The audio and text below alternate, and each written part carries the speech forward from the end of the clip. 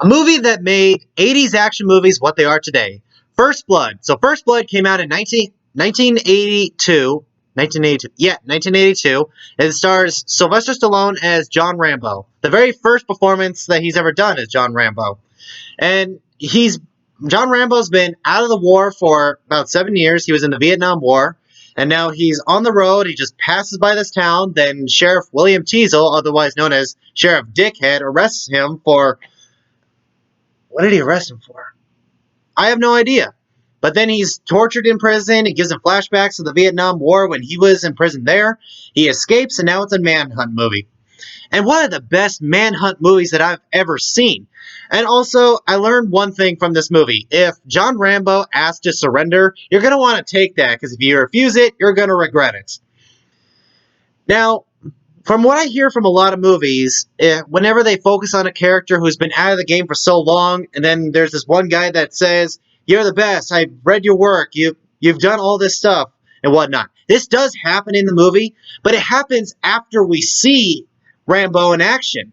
Because when they're in the forest and whatnot, he's hiding in a tree, he set up traps everywhere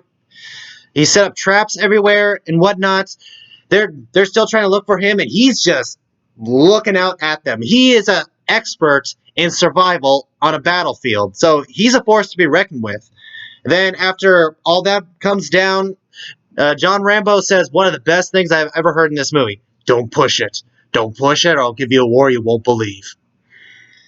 That right there, I was like, yeah, I'm gonna watch this movie all the way through. This is gonna be awesome.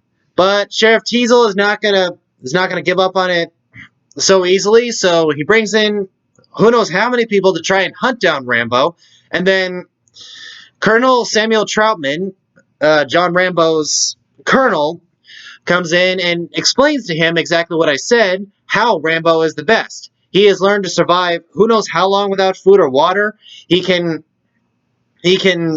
ignore pain. He charges into a battlefield no matter what the odds are. He's a guy who is an expert in gunfire, driving tanks, all that such. He is the perfect killing machine. He's a Green Beret who won the Medal of Honor, so you can tell that this guy knows action. But Sheriff Teasel thinks that Rambo is outnumbered, so we got a movie. And the one thing we know about Rambo is that you can have 2,000 people on the other side, and yet you still haven't outnumbered the dude. The dude knows how to kill. But what's really interesting is that Rambo doesn't kill anybody in this movie. I mean, he gets into gunfights, but he doesn't kill anyone in this movie. It's mostly him just trying to escape traps, going through tunnels and whatnot, and kind of shows how he thinks as a soldier. And from watching this movie, I think to myself, he's probably suffering from a condition that a lot of Vietnam War veterans suffer from. They go mad after what happened in the war, after they spray chemicals in the jungle and whatnot. They get infected by that. And if you look at a lot of Vietnam War veterans today, a lot of them are homeless and a lot of them are crazy. And whenever they want to talk about it, they're talking about some really messed up stuff that they have seen. And this is everything that Rambo has seen. He's the guy on the front lines. So when he comes home to America and is treated like crap for leaving the war, apparently for him, the war is not over yet. So his mind is fully set that the battlefield is not over until there is a winning side. That's what pushes him to not surrender in this movie. And also, Sylvester Stallone holding an M60 is definitely a win.